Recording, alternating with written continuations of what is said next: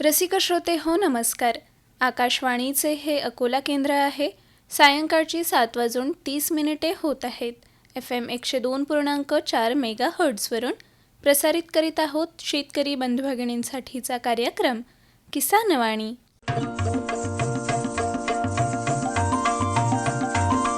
किसानवाणी किसानवाणी किसानवाणी किसानवाणी हिरव्या स्वप्नांची साध्यवाणी प्रगत योगाची वेधवाणी कृषी तंत्राची ही मंत्रवाणी किसानवाणी किसानवाणी किसानवाणी किसानवाणी सफल शेतीची भाष्यवाणी पेरन काढन सांगे वाणी शेती सुखाची आधारवाणी किसानवाणी किसानवाणी किसानवाणी किसानवाणी किसानवाणी किसानवाणी किसानवाणी किसानवाणी किसानवाणी किसानवाणी किसानवाणी किसानवाणी किसानवाणी किसानवाणी किसानवाणी किसानवाणी किसानवाणी किसानवाणी. शेतकरी बंधू भगिनींनो नमस्कार. भारत सरकारच्या कृषी आणि शेतकरी कल्याण मंत्रालयाच्या वतीने प्रायोजित किसानवाणी या आपल्या सर्वांच्या आवडत्या कार्यक्रमामध्ये मी संपदा ढोके आणि मी किशोर कुकडे आपल्या सर्वांचं सहर्ष स्वागत करत आहोत. नमस्कार. संपदा, आज आपल्या किसानवाणीमध्ये शेतकरी बंधूंना काय ऐकवणार? किशोर, आज शेतकरी बंधू भगिनींना आपण ऐकवणार आहोत फोन इन कार्यक्रम प्रश्न तुमचे उत्तर आमचे, ज्यामध्ये आपला विषय आहे सोयाबीन लागवड तंत्रज्ञान आणि आपल्या शेतकरी बांधवांच्या प्रश्नांचे समाधान करण्याकरिता आमंत्रित तज्ज्ञ आहेत श्री कुलदीप देशमुख, विषय विशेषज्ञ कृषी विद्या विभाग कृषी विज्ञान केंद्र अकोला. त्याचसह शेतकरी बंधू भगिनींनो आपण ऐकणार आहोत दैनंदिन कृषीवाणी, जाणून घेणार आहोत आजचे बाजारभाव, हवामान वृत्त आणि बरंच काही. तेव्हा ऐकत रहा आपल्या सर्वांचा आवडता कार्यक्रम किसानवाणी. किसानवाणी किसानवाणी किसानवाणी किसानवाणी. अरे अरे अरे अरे, क्या कर रहा है? इधर इधर इधर, हम बोल रहे हैं तेरे बीजू का. उतला बोल रहा है? हाँ, पक्षियों से तो हम खेत को बचा लेते हैं, पर इन घातक रसायनों से कैसे बचाएं? मतलब? देख बेटा, तू जो ये अंधाधुंध रसायन मिलाता है ना, मिट्टी की सेहत बिगड़ने लगी है. और जब माटी ही कमजोर पड़ जाएगी तो उपज कैसे सेहतमंद होगी? हाँ? अरे पहले ऐसा नहीं था. पूछना अपने बड़े बुजुर्गों से, कैसे फसल लहलहाती थी, शुद्धता झलकती थी. हाँ, माटी भी तंदुरुस्त और लोग भी. अरे अब पहली वाली बात कहाँ? पर अब तो सभी डाले हैं. सब नहीं, आज भी लाखों जागरूक किसान परंपरागत विधि से फसल उगा रहे हैं. खर्चा कम और उपज की कीमत भी बेहतर पा रहे हैं. सच है? रे बेटे, एक्सपीरियंस से बता रहे हैं, धूप में बाल सफेद नहीं किए हैं. हाँ. ठीक है भाई, मैं भी आज से जैविक खेती शुरू करूंगा. माटी से प्रेम की परंपरा है, परंपरागत खेती. संपदा, आता वेळ झालेली आहे आपल्या कार्यक्रमामध्ये कृषीवाणीची. अगदी बरोबर. तर ऐकूया दैनंदिन कृषीवाणी. मंडळी, कृषीवाणीमध्ये आज आपण जाणून घेणार आहोत कीड व्यवस्थापनामध्ये सापळा पिकांचे महत्त्व याबद्दल, ज्याबद्दल आपल्याला माहिती प्राप्त झालेली आहे कृषी विज्ञान केंद्र साकोली, जिल्हा भंडारा यांच्याकडून. तर मंडळी, सापळा पीक हा एकात्मिक कीड व्यवस्थापन पद्धतीमधील एक महत्त्वाचा घटक आहे. मुख्य पिकाचे हानिकारक किडींपासून संरक्षण करण्यासाठी हंगामानुसार किडींना जास्त बळी पडणारे दुसरे पीक मुख्य पिकासोबत लावल्यास कीड त्या पिकाकडे आकर्षित होते. यामुळे मुख्य पिकाचे संरक्षण होते. सापळा पीक लावल्यामुळे रासायनिक कीटकनाशक फवारणीवर होणारा खर्च कमी होतो आणि मित्रकिडींची संख्या संतुलित राहण्यास मदत होते. यासोबतच सापळा पिकापासून अतिरिक्त उत्पन्नसुद्धा मिळते. पर्यावरणाचे संवर्धन होते आणि मुख्य पिकाच्या उत्पादनात वाढ होते. भाजीपाला आणि फळ पिकामध्ये सापळा पिकाचा उपयोग अतिशय उपयुक्त आहे. तर शेतकरी बंधू भगिनींनो, आताच आपण कृषीवाणीमध्ये ऐकलीत कीड व्यवस्थापनामध्ये सापळा पिकांचे महत्त्व याबद्दल माहिती, जी आपल्याला प्राप्त झाली होती कृषी विज्ञान केंद्र साकोली, जिल्हा भंडारा यांच्याकडून. वाचक स्वर संपदा ढोके आणि सादरकर्ते सूरज कोळे यांच्यासह आपण ऐकलीत कृषीवाणी. किसान वाणी किसान वाणी किसान वाणी किसान वाणी. सर्वोत्कृष्ट शेतकऱ्याचा पुरस्कार मिळाला आहे हरीला. हरी आता आपल्या सर्वांना सांगतील आपल्या यशाचं रहस्य. माझ्या शेतकरी बंधू आणि भगिनींनो, आपणही आपल्या शेतात चांगलं पीक घेऊ शकता. ते कसं? बस जेव्हा काही समस्या असेल तेव्हा लगेच लावा हा नंबर 1800-180-1551. हा कोणाचा नंबर आहे भाऊ? शेतकरी कॉल सेंटरचा, जिथे तज्ञ आपल्याला शेतीच्या समस्येवर तोडगा सांगतील लगेच. अहो भाऊ, तज्ञ सारा वेळ थोडाच मिळणार आहे. नक्की मिळेल हो भाऊ. वर्षाचे 365 दिवस मिळेल, ते देखील सकाळी 6 ते रात्री 10 वाजेपर्यंत. पण भाऊ, जास्त वेळ बोलू तर पैसे खूप लागतील. अजिबात पैसे नाहीत. मोबाईलनं किंवा दुसऱ्या फोननं शेतकरी कॉल सेंटरला मोफत कॉल करा. सल्ल्याचेही पैसे नाहीत. 16 आणि खरं. शेतकरी बंधूंनो, शेतीच्या समस्यांवर आपल्या भाषेत लगेच उपाय मिळवण्यासाठी भारतात कोणत्याही फोननं राष्ट्रीय हेल्पलाईन नंबर 1800-180-1551 वर मोफत संपर्क साधा. शेतकऱ्यांचा मित्र शेतकरी कॉल सेंटर. संपदा, मला वाटतं आपण आता मुख्य कार्यक्रमाकडे वळायला पाहिजे. नक्कीच. शेतकरी बंधू भगिनींनो, यानंतर ऐकूया कार्यक्रम प्रश्न तुमचे उत्तर आमचे, ज्यामध्ये आज आपला विषय आहे सोयाबीन लागवड तंत्रज्ञान. आणि आपल्या प्रश्नांना उत्तरे देण्याकरिता आमंत्रित तज्ज्ञ आहेत श्री कुलदीप देशमुख, विषय विशेषज्ञ, कृषी विद्या विभाग, कृषी विज्ञान केंद्र, अकोला. शेतकरी बंधू भगिनींनो, नमस्कार. आपल्या सर्वांचा आवडता खरीप हंगाम सुरू होतो आहे, त्याबद्दल आपल्या सर्वांना सर्वप्रथम मनपूर्वक शुभेच्छा. आणि आपल्या भागामध्ये लोकप्रिय असे सोयाबीन पीक याच्या लागवड तंत्रज्ञानाबद्दल आपल्या मनात बरेचसे प्रश्न असतील, आणि त्याच प्रश्नांचे उत्तर देण्याकरिता आज सोयाबीन लागवड तंत्रज्ञान असा आपण आपला विषय निवडलेला आहे आपल्या फोन इन कार्यक्रम प्रश्न तुमचे उत्तर आमचे यासाठी. आणि आपल्या मनातील समस्यांचे निराकरण करण्याकरिता, प्रश्नांचे समाधान करण्याकरिता आज आकाशवाणी अकोला येथे आमंत्रित तज्ज्ञ आहेत श्री कुलदीप देशमुख, विषय विशेषज्ञ, कृषी विद्या विभाग, कृषी विज्ञान केंद्र, अकोला. नमस्कार सर. नमस्कार सर्व शेतकरी बंधूंनो. आकाशवाणी अकोला येथे आपलं मनपूर्वक स्वागत आहे सर. धन्यवाद. तर सर, आज आपल्या फोन इन कार्यक्रमामध्ये आपले शेतकरी बंधू भगिनी त्यांच्या प्रश्नांसह, त्यांच्या समस्यांसह आपल्याला संपर्क साधतीलच. तोवर आपण चर्चेला सुरुवात करूया. नक्कीच. तर सर्वप्रथम प्रश्न विचारावासा वाटतो आपल्याला पूर्वतयारीचा. म्हणजे आपल्या सोयाबीन लागवड तंत्रज्ञानाचा जर विचार आपले शेतकरी बंधू भगिनी करत असतील तर त्यांनी काय पूर्वतयारी करायला हवी आहे? अतिशय महत्त्वाचा प्रश्न आहे. आता आजच्या तारखेत जर का बोलायचं झालं तर पूर्वतयारी जी आहे, सर्व शेतकऱ्यांच्या जमिनी तयार झालेल्या आहेत. जी विलंब आहे तो फक्त पावसाचा आहे. बरोबर. तर पूर्वतयारीमध्ये काय असावं, तर आपल्या शेतातील जे काही काडी कचरा आहे तो वेचावा, त्याचे जे काही धसकट असतील ते नष्ट करावे, आणि कच्चं शेणखत असेल तर त्याची थोडीशी आपल्याला काळजी घेणे गरजेचं आहे. म्हणजे पहिला पाऊस पडत्यावर बरोबरच जर का कच्चं शेण असेल तर उमणी अळीचा प्रादुर्भाव त्याच्यामध्ये होऊ शकतो. तर शक्यतो शेतकऱ्यांना एक विनंती आहे की शेणखत ज्या लोकांना टाकायचं असेल त्यांनी चांगलं कुजलेलं शेणखतच टाकावं. 2, तयारी करताना, मशागत करताना पंजी मारून किंवा रोटर मारून सुद्धा आपण तयार करू शकतो. नागाटे ज्यांच्या झालेले असेल तर त्यांनी कमीत कमी पट्टा मास मारून तरी आपल्या जमिनी तयार करून घ्याव्यात, जेणेकरून पाऊस आल्यावरती त्याच्यामध्ये जास्तीत जास्त पावसाचं पाण्याचं पर्क्युलेशन होईल आणि त्याची पाणी धरून ठेवण्याची क्षमता वाढेल. त्याचा फायदा आपल्या पुढच्या पिकास नक्कीच होतो. बरोबर. हे झालं सर आपलं मशागतीय पद्धतीचं जे पूर्वतयारी आपल्या शेतकरी बांधवांना करावी लागणार आहे त्याबद्दल. याचसोबत आपली जी महत्त्वाची कृषीनिविष्ठा असते ते म्हणजे बियाणे, तर त्याच्या संबंधी जी पूर्वतयारी असते त्याबद्दल आपण काय सांगाल? बरोबर. सर्वात महत्त्वाची जी आपली निविष्ठा आहे ती आहे बियाणं. मग आता यामध्ये आपल्याला बियाणाची उगवण क्षमता सुद्धा तपासणे फार गरजेचं आहे. अगदी. आता 2 प्रकारचे बियाणे बाजारामध्ये आहेत. एक आहे सर्टिफाईड, दुसरं आहे फाउंडेशन, आणि तिसरं शेतकरी स्वतःचं घरचं बियाणं वापरतात.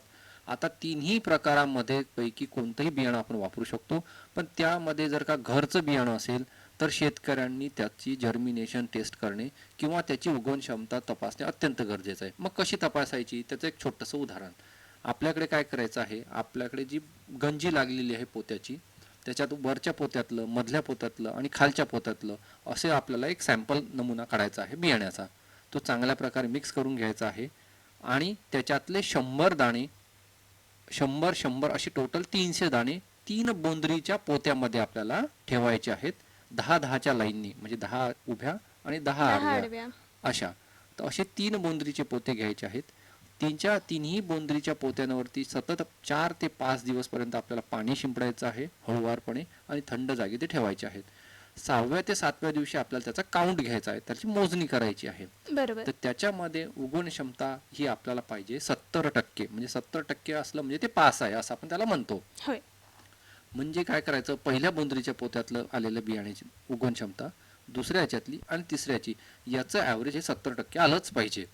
मग आता बरेचदा कसं होतं, घरचं बियाणं असेल तर त्याची उगवण क्षमता कधी कधी कमी येते. ती जर का 69 आली मग काय करायचं, 70 पाहिजे होतं 69 आलं, मग अशा वेळेस आपल्याला बियाणं वाढवायचं आहे. मग कितीनी, तर त्याचं उत्तर आहे 500 ग्राम प्रति एकर प्रमाणे आपल्याला बियाणं वाढवायचं आहे. म्हणजे जिथं आपण 30 किलो बियाणं टाकत असू तिथं 30 किलो 500 ग्राम टाकायचं आहे. बियाण्याची उगवण क्षमता समजा 68 आली मग आपल्याला 1 किलो करायचं आहे. 67 आली मग आपल्याला 1.5 किलो. मग असं खाली कुठपर्यंत जाऊ शकतो आपण, असं खाली 65% आपण जाऊ शकतो. त्या खालील बियाणे जर का उगवण क्षमता आली शक्यतोवर पेरणीसाठी वापरायचं नाहीये. मग आता दुसरं बियाणं आहे, आपण बॅगीचं विकत आणलेलं म्हणतो शेतकरी बोलीभाषेमध्ये, म्हणजे मार्केटमधून सर्टिफाईड म्हणा किंवा फाउंडेशन म्हणून. याची जर्मिनेशन तपासायचं का, तर मी म्हणेल हो, त्याचं सुद्धा जर्मिनेशन तपासणे गरजेचंच आहे. त्याच्यातही वरच्या पोतडीतलं, मधल्या पोतडीतलं, खालच्या पोतडीतलं असे 300 दाणे काढून त्याचं सुद्धा हीच प्रक्रिया पूर्ण करायची आहे आणि 70% त्याचं जर्मिनेशन असलंच पाहिजे. अन्यथा अशा बॅगा आपल्याला परत करून द्यायच्या आहे आणि त्याच्या जागी दुसरं घेऊन यायचं आहे. तर हे झालं उगवण क्षमतेच्या बाबतीत, की जे नितांत यावेळेस गरजेचं आहे. अगदी बरोबर.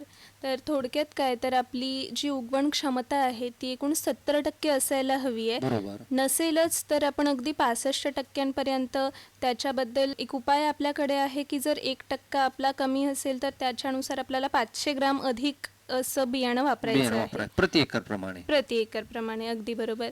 सर, याचसह ही झाली उगवण क्षमता तपासणीबद्दल माहिती, जी अत्यंत महत्त्वाची आहे.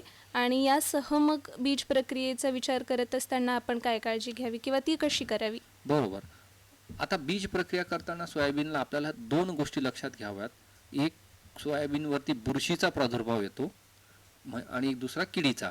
तर त्याच्यामध्ये सर्वात महत्त्वाची कीड जी सुरुवातीच्या अवस्थेत त्याला अडथळा निर्माण करते ती म्हणजे आहे खोडकिडा. खोडकिडा सर्वांनी पाहिलेला आहे. मधातून जर का सोयाबीनचं झाड असं मोडलं की आतमधून असं खाल्लेलं दिसतं काळं काळं, तर तो समजून घ्यायचा खोडकिड्याची समस्या आहे. मग त्याच्यासाठीची बीज प्रक्रिया कोणती, तर त्याला आपल्याला घ्यायचं आहे, मी घटक सांगेल, थायमिथॉक्झान 30 FS. 1 किलोला 10 मिली प्रमाणे याची बीज प्रक्रिया करायची आहे. बीज प्रक्रिया करतानाचा क्रम असा आहे, पहिले फंगीसाईड लावावं म्हणजे बुरशीनाशकमध्ये त्याला 37.5% थायरम आणि 37.5% कार्बोक्झिन. 1 किलोला 3 ग्राम प्रमाणे ही बीज प्रक्रिया करायची आहे. त्याच्यावरती थोडासा पाण्याचा शिपका मारायचा आहे, एकदम हलका, ओलं करायचं नाही आहे फार.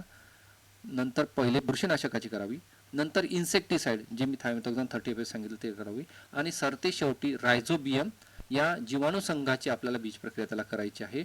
ती करताना पेरणीच्या 1 तास अगोदर करावी. 1 किलोला 10 मिली प्रमाणे, तसेच 1 किलोला 10 ग्राम प्रमाणे ट्रायकोडर्मा याची सुद्धा बीज प्रक्रिया करूनच पेरायचं आहे. फक्त जैविकची बीज प्रक्रिया ही पेरणीच्या 1 तास अगोदर करावी. रासायनिक बीज प्रक्रिया आपण 3 दिवस, 4 दिवस, 5 दिवस अगोदर सुद्धा करून ठेवू शकतो, काही हरकत नाही. अगदी बरोबर. तर अशा प्रकारे रासायनिक आणि जैविक अशा दोन्ही पद्धतीने कशी आपल्या शेतकरी बंधू भगिनींना बीज प्रक्रिया करता येणार आहे याबद्दल अगदी सुंदररित्या आपण सांगितलेलं आहे सर. हे झालं पूर्वतयारीबाबत, मग ज्यामध्ये आपण मशागतीबद्दलही चर्चा केली, त्यासोबतच बियाण्यांच्या संदर्भात जी आपल्याला पूर्वतयारी करायची आहे त्याबद्दल चर्चा केली. यानंतर सर खत व्यवस्थापनाकडे वळूया. तर सोयाबीन लागवड तंत्रज्ञान या विषयाच्या अनुषंगाने खत व्यवस्थापनाचा विचार करता आपण काय सांगाल सर? बघा, सोयाबीनमध्ये खताचा जो डोज आहे तो आहे 30-60-30 NPK kg पर हेक्टर. मग आता याचं कन्वर्जन केलं तर एकरामध्ये कसं होईल, तर एकरामध्ये पेरणीपूर्व आपल्याला द्यायचं आहे सिंगल सुपर फॉस्फेट एकरी 93 किलो, पेरतेवेळी 20-20-0-13 एकरी 75 किलो, अधिक 11 किलो युरिया. आता माती परीक्षणाच्या अहवालानुसार हे डोस बदलू शकतात, पण हा एक जनरल झाला. पेरणी अगोदर 93 kilo single super phosphate zinc boron वालं द्यावं. पेरतेवेळी 20-20-0-13 एकरी 75 किलो अधिक 11 किलो युरिया आणि 20 किलो पोटॅश हे आपल्याला द्यायचं आहे. पेरणीनंतर उभ्या पिकात कोणतंही खत सोयाबीनला देऊ नये. बरेच शेतकरी असं लक्षात आलेलं आहे की सोयाबीनला वरतून युरिया देतात. सोयाबीनला युरियाची गरज नाही, त्यामुळे पिकाची वाढ जास्त होते, परिणामी शेंगा कमी लागतात आणि त्याच्यावरती लसलसपणा आणि हिरवेगारपणा आल्यानं पांढऱ्या माशीचा अटॅक होण्याची दाट शक्यता असते. तर अशा वेळी युरिया देऊ नये. सोयाबीनच्या मुळावरती नैसर्गिकरित्या गाठी आहे, त्यामुळे हवेतील नत्राचं स्थिरीकरण जमिनीमध्ये त्या पिकांनी केलेलं आहे, म्हणून वरतून युरिया सोयाबीन पिकाला देऊ नये. अगदी बरोबर. ही मला वाटतं सर अत्यंत महत्त्वाची बाब आहे, कारण बरेचदा शेतकरी बंधू भगिनी खत व्यवस्थापन म्हटलं की युरियाचा समावेश त्यात होतोच असा बरेचदा समज असतो. तर आजच्या या मार्गदर्शनामधून नक्कीच शेतकरी बंधू भगिनी या बाबीची नोंद घेतील. सर यानंतर खत व्यवस्थापनाबद्दल आपण सांगितलेलं आहे, यानंतर पाणी व्यवस्थापनाचा महत्त्वाचा भाग येतो, तर त्याबद्दल आपण काय सांगाल? बघा, खरीप पिकामध्ये जर का पावसाचा ताण पडला तर ताण पडू नये म्हणून आपल्याला सुरुवातीलाच एक काळजी घ्यायची आहे. BBF पद्धतीने आपल्याला सोयाबीनची लागवड करायची आहे. म्हणजे BBF मध्ये काय होतं, वरती बेडवरती आपले सोयाबीनचे तासं असतात आणि दोन्ही साईडनं 2 नाल्या पडतात. म्हणजे जास्तीचा जर का पाऊस झाला तर तो त्या नालीवाटी निघून जातो आणि पावसाचा जर का खंड पडला तर त्या गादी वाफ्यामध्ये एक प्रकारे पाणी साठवून राहतं, त्यामुळे सोयाबीनला पाण्याची टंचाई भासत नाही. पण एक्स्ट्रीम कंडिशन मध्ये जर का पाण्याचा ताण बसला तर फुलोरा अवस्थामध्ये एक पाणी आपल्याला स्प्रिंकलरच्या सहाय्याने द्यायचं आहे आणि दुसरं पाणी शक्य झाल्यास शेंगा भरण्याच्या अवस्थेला असे आपल्याला 2 पाणी, याला नितांत, त्याला सायंटिफिक भाषेमध्ये क्रिटिकल ग्रोथ स्टेजेस असं म्हणतो. म्हणजे त्याची अतिशय महत्वाच्या 2 अवस्था, बरोबर. एक आहे फुलोरा आणि दुसरी आहे शेंगा भरणे. पावसाचा जर का ताण पडल्यास त्याला द्यावा.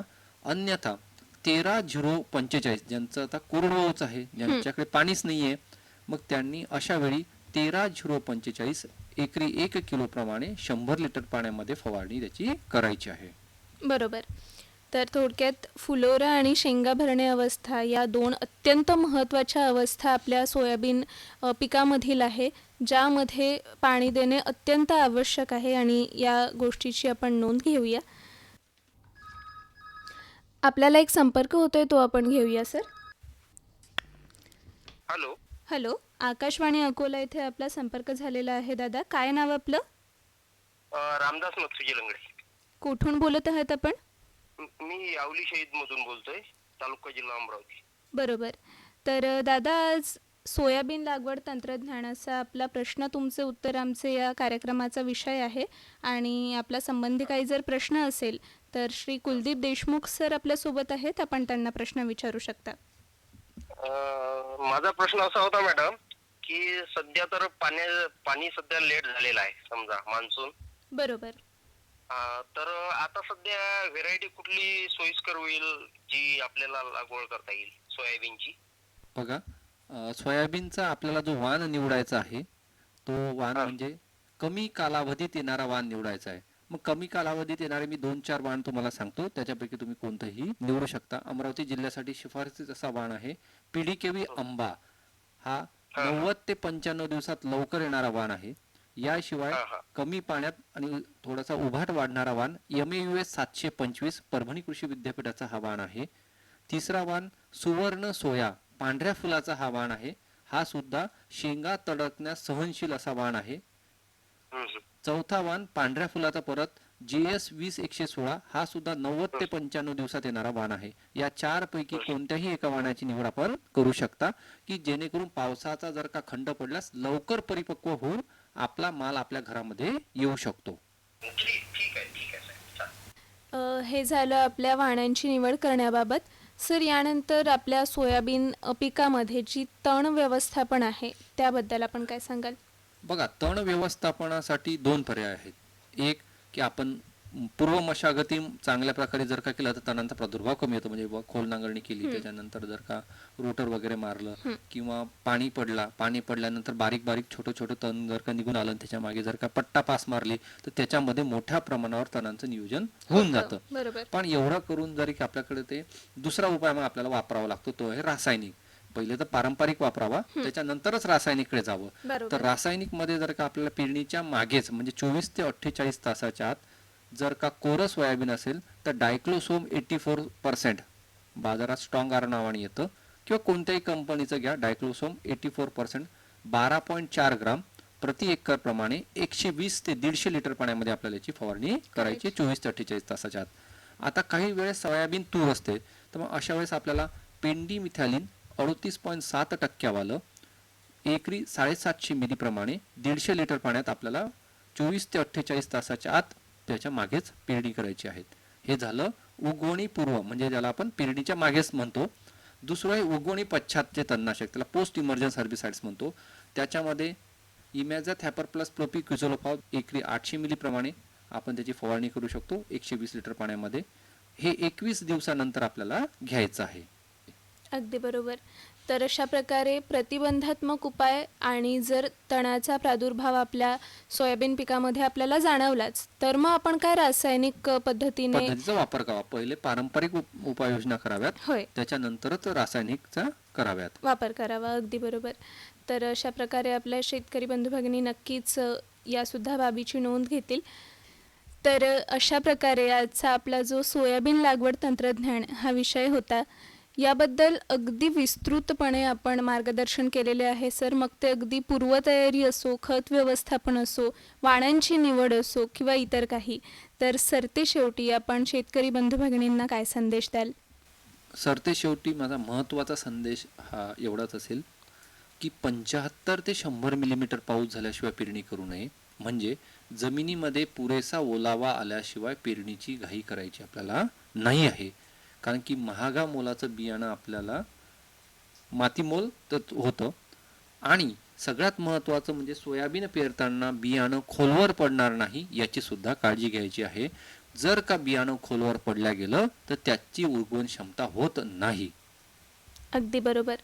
तर शेतकरी बंधू भगिनी नक्कीच आजच्या या मार्गदर्शनाचा फायदा घेतील आणि आपल्या सोयाबीन लागवड तंत्रज्ञानामध्ये या सर्व बाबींचा विचार करतील अशी आशा करूया. आज आपण या कार्यक्रमाकरिता आपला अमूल्य वेळ काढून आलात आणि अत्यंत सुंदर असे मार्गदर्शन केले. त्याबद्दल आकाशवाणी अकोलातर्फे आणि आपल्याला ऐकत असलेल्या शेतकरी बंधू भगिनींतर्फे मी आपले आभार मानते सर. खूप खूप धन्यवाद. धन्यवाद.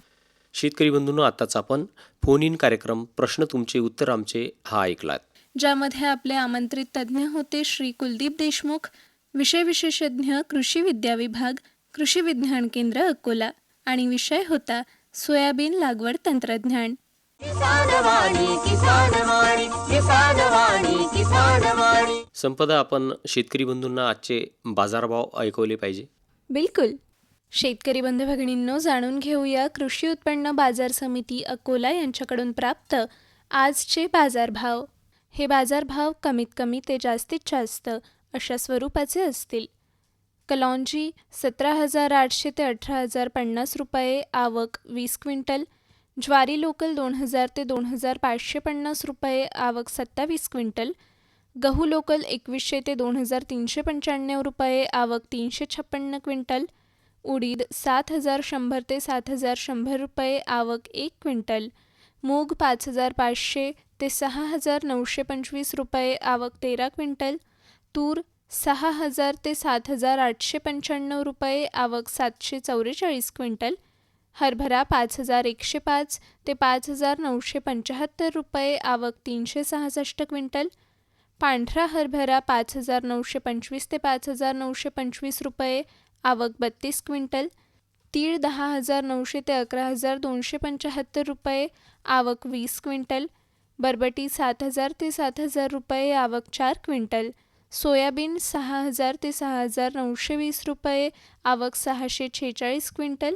आणि चिया 13,500 ते 19,300 रुपये, आवक 238 क्विंटल.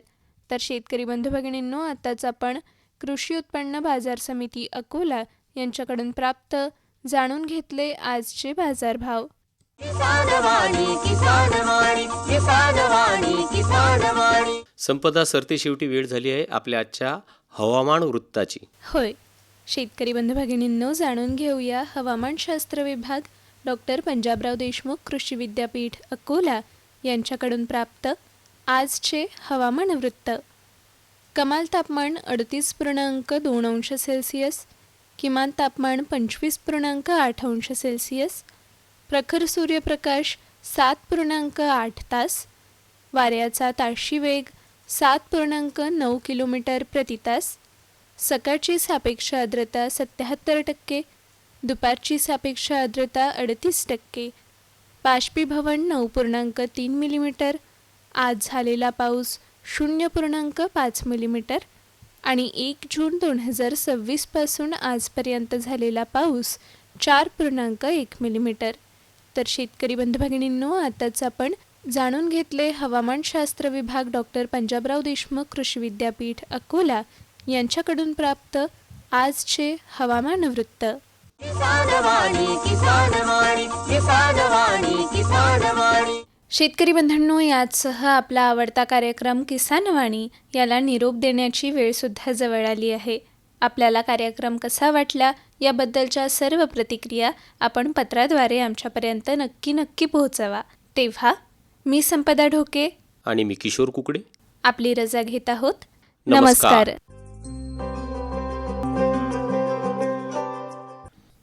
आजच्या किसान वाणी कार्यक्रमाचे सादरकर्ते होते सूरज गोळे.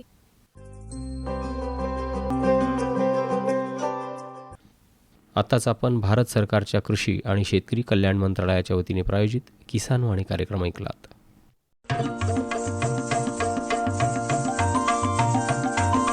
किसान वाणी किसान वाणी किसान वाणी किसान वाणी. हिरव्या स्वप्नांची साध्यवाणी, प्रगत योगाची वेधवाणी, कृषी तंत्राची ही मंत्रवाणी. किसान वाणी किसान वाणी किसान वाणी किसान वाणी. सफल शेतीची भाष्यवाणी, पेरन काढन सांगे वाणी, शेती सुखाची आधारवाणी. किसान वाणी किसान वाणी किसान वाणी किसान वाणी किसान वाणी किसान वाणी किसान वाणी किसान वाणी किसान वाणी किसान वाणी किसान वाणी किसान वाणी किसान वाणी किसान वाणी किसान वाणी किसान वाणी किसान वाणी किसान वाणी. श्रोते हो, आताच आपण शेतकरी बंधू भगिनींसाठी प्रसारित किसान वाणी हा कार्यक्रम ऐकलात.